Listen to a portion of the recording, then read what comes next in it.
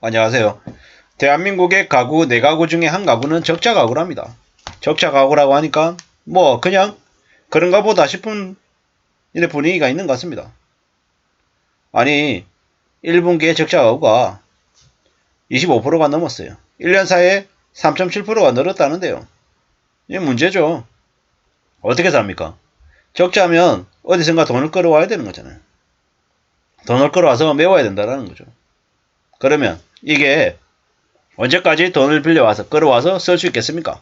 나중에 어느 시점이 되면 어떻게 되겠습니까? 그냥 무너지거나 몰락하거나 아니면 소비를 줄이거나 소득을 더 늘리거나 지극히 뻔한 방법밖에 없다라는 거죠. 뭐 로또 사가지고 한 방에 뒤집을 수 있습니까? 안 됩니다. 극단적으로 지금의 삶의 모습을, 삶의 방식을 바꿔야 되는 거죠. 뭐 집의 규모를, 평수를 줄이든지 아니면 더 외곽으로 나가든지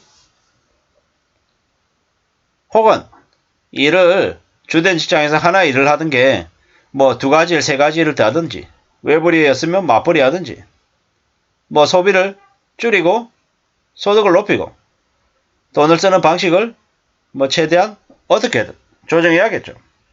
뭐 그런 수밖에 없다는 겁니다. 그래야지만이 현재의 적자인 상태를 흑자로 바꿀 수 있겠죠. 그동안에 IMF 이외에 한국이라고 하는 나라는 외환 보유액을 많이 쌓아뒀습니다. 왜 그랬습니까? 언제든지 달러가 모자랄 때 문제가 생기는 걸 막기 위해서였던 거죠. 가구도 그래야 된다는 거죠. 비축해 놓는 현금이 있어야지만이 힘들고 어려울 때 그 어려움을 극복해 나갈 수 있다는 거죠. 비상자금을 꺼내서 써서 해결해서 말이죠. 근데 이제 앞으로 이제 얼마나 많은 사람들이 힘들어지고 어려워질까요?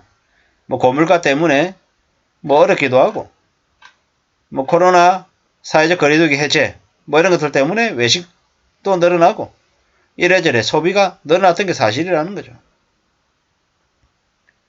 뭐 이제 오락문화 비용도 늘어나고 음식 숙박도 늘어나고 의료 신발 교통비 항목도 전년 동기 대비해 가지고 많이 늘었죠. 가구당 월 평균 소득도 21년 3분기에 473만원에서 지금 487만원으로 소득이 늘었답니다. 근로소득이 더 늘어났고요. 예, 이래저래 여러 항목에서 소득이 늘었습니다. 근데 지출도 늘었다라는 거죠. 처분 가능 소득에 비해 소비 지출이 많았기 때문에 적자 가구가 늘었다라고 봐야 되는 거죠. 근데 비소비 지출에서 가장 큰 폭의 증가를 보인 항목은 이자 비용이랍니다. 무려 19.9%인데요. 뭐 그만큼 빚을 낸 사람들이 많다라는 거죠. 한국은행의 기준금리 인상이 더욱더 이자 부담을 키웠다라고도 봐야 되는 거죠.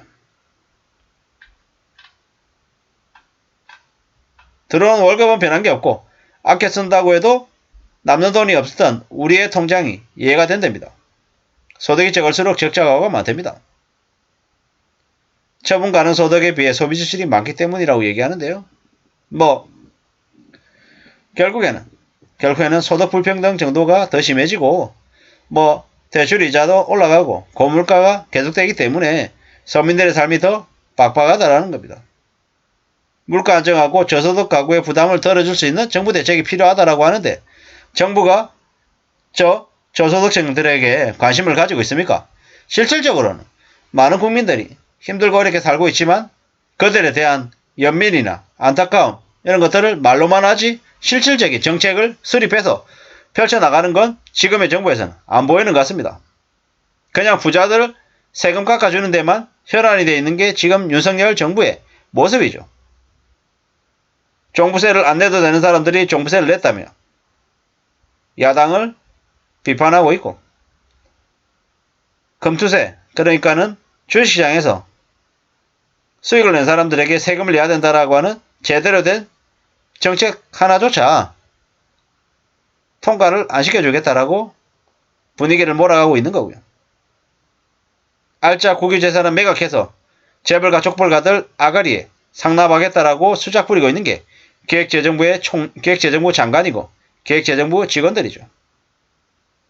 금융감독원장은 자기 사람을 요직에 꽂기에 정신이 없고, 한국은행 총재는 자기 IMF에서 왔다면서 달러가 외환보유액이 부족하지 않다라는 헛소리 해가지고 해외에 있는 많은 환투기 세력들에게 한국을 달러 공격하는 만만한 나라로 전락시켜버리고, 지금도 한미금리 격차가 심각한 수준인데도 그런 거 개의치 않고 정치적인 행보만 하고 있는 게 지금의 상황이죠.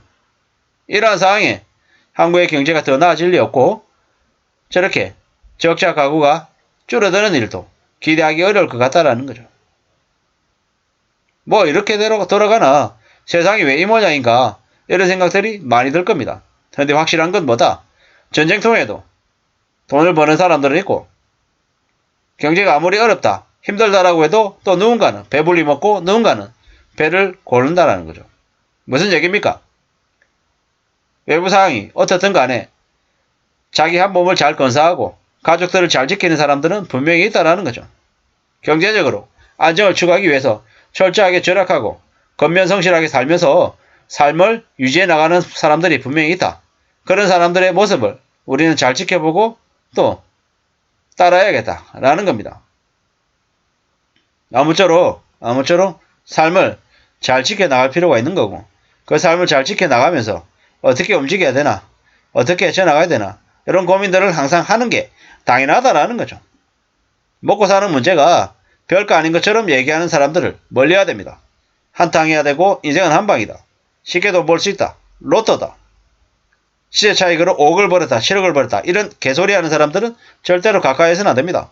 그들이 많은 사람들을 빚지게 만들었고 탐욕과 욕심에 찌들어서 과시하게 만들고 줄 세우고 남들에게 드러내고 돈 벌었다라고 자랑하게 만들었습니다. 근데 진짜 돈 벌었다고 자랑하는 사람 중에 진짜로 돈 번 사람은 몇이나 될까요? 상당수는 가짜일 가능성이 크다라는 거죠. 진짜 돈 번 사람들이 나 돈 벌었으라고 떠벌리겠습니까? 아니면 조용히 입 다물고 있겠습니까? 조용히 입 다물고 있을 가능성이 크다라는 겁니다. 왜요? 내가 돈이 있다라는 얘기가 다른 사람에게 퍼지면 뭐 다른 사람들 와서 돈 빌려달라 그러고 돈 달라 그러지 뭐라 그러겠습니까? 진짜 돈이 있는 사람들은 숨기고 돈이 없는 사람들, 가짜들이 되려 자기가 돈이 있는 것처럼 능력이 있는 것처럼 과시하려고 다닌다라는 거죠.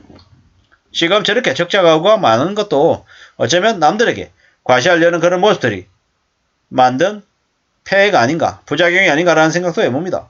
함부로 비싼 아파트, 비싼 옷, 비싼 뷔페, 비싼 여행지에 여행 가는 거, 이런 것들은 잊어야 될 것 같습니다.